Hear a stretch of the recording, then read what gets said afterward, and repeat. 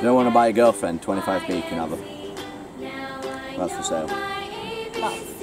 I'm a that. So, how to barspin.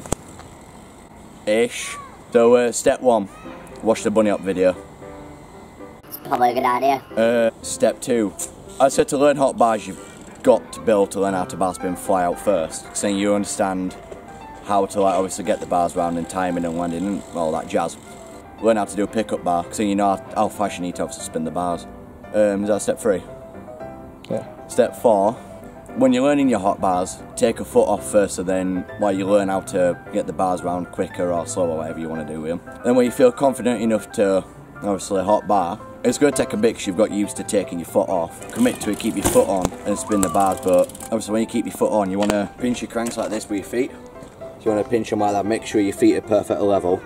Or you can do it like that, take your pick. That was a bit weird though. So do it like that, and as you go to hot bar, pinch your seat. So then you can...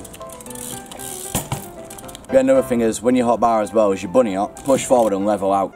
If you don't, you're just going to get that leg all the time. Once you've done that, commit to hot bars, boom, you've learnt them. Go to my Instagram at Pedro Who, comment on my recent barspin photo or video and say I've done it. Peace out, guys.